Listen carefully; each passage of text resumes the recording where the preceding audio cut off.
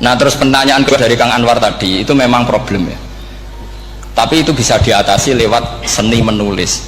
Biasanya kalau seorang penulis, apalagi di Indonesia itu kan gampang sekali, kalau kata itu bisa bias atau majas kan bisa dikasih tanda kutip, dikasih tanda apa? Kutip. Itu memang nyata ya, saya pernah berdebat berkali-kali lah. Saya kan satu tim ya dengan Pak Zaini, dia seorang profesor, juga pernah tanya Gus Wafi putrane Mbah Mun saat di Syria. Zaman itu saya Abdul Al-Ghudi masih hidup. Saya itu punya komunitas dokter, ini cerita nyata ya, yang dia tanya gini, Pak Bahak, kita ini ahli embriologi dan tidak pernah ada ceritanya ada segumpal darah dalam proses embriologi. Yang ada itu sekian zigot yang berhasil nempel di dinding rahim itu nanti yang jadi janin. Jadi kalau kita ngaji ada segumpal darah itu menjadi aneh bagi kita karena proses itu tidak ada. Ya saya jawab ya enteng saja. Ya kan yang bilang segumpal darah itu kiai kan tidak Quran. Makanya benar Kang Anwar tadi yang ngomong itu mufasirnya atau kiainya yang nerjemah. Kalau Quran hanya bilang min alakin. Iqra bismi rabbikal ladzi khalaq khalaqal insana min alaq. Alaq itu kan dari kata alaqo ya'liku alaqon, sesuatu yang nempel itu namanya alaqoh. Makanya di Alfiyah ada wa ulqatun hasilatun, ulqah itu sesuatu yang terkait atau yang menempel.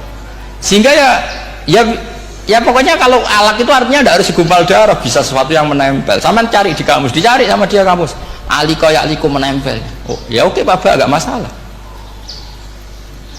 Nah, lalu kalau kita memaksakan itu bukti ilmiahnya Quran, ya resiko juga nanti ada penelitian yang berbeda. Makanya kita bisa memanfaatkan tanda kutip kalau lafaz itu majas atau kata itu majas, kalimat itu majas. Atau kita menganalisis secara balaghah min jinsi dzalikat dam. Misalnya begini, saya kalau sedang benci Anda, saya akan bilang kamu itu membawa WC. Wong tak melete gawa WC ngalor ngidul, karena di perut kita memang ada kotoran. Berarti kita ini WC yang melaku ngalor ngidul. Oke, itu saat kita benci manusia. Coba sampean lihat di kitab tasawuf. Faqih fatatakabbar wa anta kanafun minal aknam, kan disebut kamu kok sombong kowe iku WC melaku. Tapi nanti kalau kamu ngaji di alam rohani, kamu disebut laqad khalaqnal insana fi ahsani taqwim. Artinya bisa saja alakin ini benar-benar maknanya segumpal darah, tapi dalam konteks manusia jenis kamu adalah jenis segumpal darah, bukan dalam proses embriologi mengalami segumpal darah. Kita masih bisa berkelit, asal kamu ilmunya banyak, hafalaman banyak, tetap bisa berkelit. Problemnya kadang kita tidak punya ilmu. Loh ya, ini kisah nyata ya. Jadi kemarin entah tanggal berapa saya lupa, itu kan Kemenak datang ke Yai, ke Mbah Mun, ke Gus Zofur. Di antara usul saya seperti itu, mbok terjemah Kemenak, kalau yang terkait sain itu dikasih bahasa yang bias, karena nanti kalau tidak bias, ini nanti ada penelitian kelihatan Quran dianggap loh ya, dianggap salah. Sebenarnya salah yang terjemah. Atau kita yakin sesuai ilmiah, ternyata suatu saat ada penemuan yang berbeda. Kita bisa manfaatkan tadi seni menulis tadi, misalnya tanda kutip atau dipakai kata bias. Ya misalnya begini, contoh paling gampang tadi, misalnya kita bangga misalnya Quran terbukti benar ketika mengatakan baca ala bainahuma barzakha wa hijra mahjura, antara air tawar dan air laut itu ada pemisah. Kita mungkin ya setuju nyari-nyari ayat tentang Big Bang, tentang apa ledakan yang dahsyat. Tapi apapun itu teori itu bisa iya bisa tidak. Nah itu kita bisa manfaatkan tanda kutip. Atau seni pakai lughat. Saya beri contoh seni lughat begini. Keyakinan santri yang di sini, yang di kewagian sini, makhluk itu yang terkenal kan 3, manusia, jin, terus setan. Sudah kan 3 itu. Keyakinan sampean manusia dengan jin sama apa enggak? Beda kan, katanya beda. Terus jin dengan setan itu beda apa sama? Enggak, sampean jawab. Beda, rata-rata santri fikih bilang beda, karena jin itu bisa mukallaf, bisa sholat, bisa enggak. Kalau setan pasti enggak sholat. Tapi pecinta orang sholat dia, kalau orang sholat datang, penggemar dia, mau ganggu gitu. Nah sekarang pertanyaannya gini, lalu ketika para ulama mengatakan jin dan malaikat itu beda, jin dengan setan beda, tapi di Quran itu ada loh ayat fasajadu illa iblis kana minal jinni fafasaqa an amri rabbi. Jelas ayatnya di surat Isra kalau nggak salah tuh, kana minal jin. Karena ono sopo iblis iku minal jinni.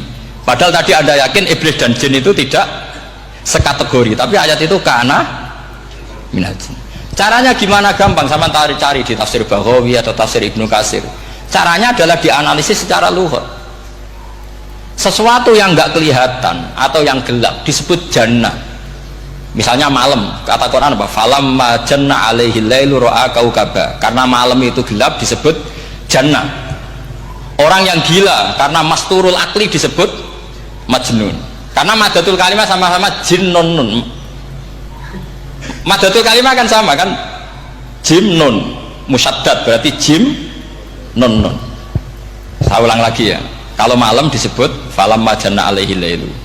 Kalau orang masturul akli disebut majnun. Orang dalam kandungan disebut janin. Kullu dzalika yusamma bidzalik li'annahu mastur. Semua dinamakan itu karena mastur tidak kelihatan. Nah, sekarang sampai tak tanya, iblis itu kelihatan apa enggak? Enggak. Berarti kalau kana ana sapa iblis minal jinni setengah barang sing ora ketok. Kowe cuma ane minal jinni kelompok jin. Nanti kamu masalah dengan kiai Anda meyakini, "Lho jin kok iblis?" Beda. Jin itu iso ngaji.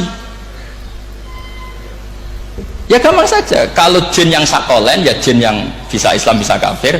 Tapi kalau kata jin yang dalam ilah iblis, kana minal jinni ay minal masturin. Sama yang saya maksud. Tetap bisa ada solusinya. Makanya ngaji itu jangan hanya Ibnu Katsir. Ibnu Katsir itu beliau hanya menjawab lewat riwayat. Beliau jarang bermain di lafadz. Tapi kalau sampean ngaji kayak tafsir Baghawi, kayak tafsir apa itu, subhanallah, ya Baghawi terus Bedawi, itu nganalisnya sering pakai lafadz dan itu menjadi mudah. Misalnya lagi begini, sholat kita ini ya sholat yang muftatahatun bitakbir, muftatamatun bitaslim. Tapi kita secara lughat jelas as-sholat lughatan ad-du'a. Dan ada lafaz di Quran yang nggak mungkin kita maknani sholat itu dengan makna sholat sing mustalah alaihim tal fuqaha, yaitu di ayat khud min amwalihim shadaqatan tutahhiruhum wa tuzakkihim biha wa sholli alaihim inna sholataka sakanullah. Muhammad, kalau ada orang zakat ke kamu, sholli alaihim, kamu harus mensolati mereka. Wong cek urip kok di solati, pasti maknanya sholli ay utulahum, kamu mendoakan. Terus inna sholataka sakanulahum ay du'auka sakanulahum, doa kamu membuat mereka tenang. Faham saya belum maksud? Lagi-lagi kita, kalau Anda janggal secara ilmiah, ya sama seperti misalnya katanya bumi menurut Quran itu diciptakan dalam masa 6 hari, padahal menurut teori Big Bang sekian juta tahun. Lu yaumin itu maknanya tidak harus 24 jam. Kullahinin bisa disebut kullah yaumin. Buktinya ayat yas'aluhu man fis samawati wal ard kulla yaumin huwa fi sya'an. Apa Allah memutus sesuatu nunggu 24 jam? Kullahinin wa kulla waqtin huwa fi sya'an. Makanya di terjemahan UII termasuk saya usul fi sittati ayam itu dalam 6 masa. Karena kalau orang bilang hari, asumsinya itu 24 jam kali 6 itu masih bisa, masih meskipun mungkin seperti itu, tapi ya mungkin tidak. Tapi kita masih bisa bermain kata gini, ku dinetralisir. Yaum maknanya khin, napa maknanya napa? Khin. Kayak di apa? Yas'aluhu man fis samawati wal ardi kulla yaumin huwa fisa. Kayak di ayat lagi limanil mulkul yaum. Allah tanya itu ketika di akhirat apa di dunia? Tidak, sama jawab di akhirat. Ketika nanti di akhirat Allah tanya liman iku kedue sopo al mulku te kerajaan al yauma, limanil mulkul yaum lillahil wahidil fa inna fil akhirah laisa hunaka yaumun wala hunaka sa'a wala hunaka misalnya arbaun wa isyruna sa. Di akhirat tidak ada 24 jam. Istilahnya Allah ya limanil mulkul yaum. Paham sih maksud? Jadi lagi-lagi syaratnya hafal tadi. Nah, jadi artinya lafadz yaum dipakai di Quran berapa kali, konteksnya apa saja. Ya saya kira demikian mungkin.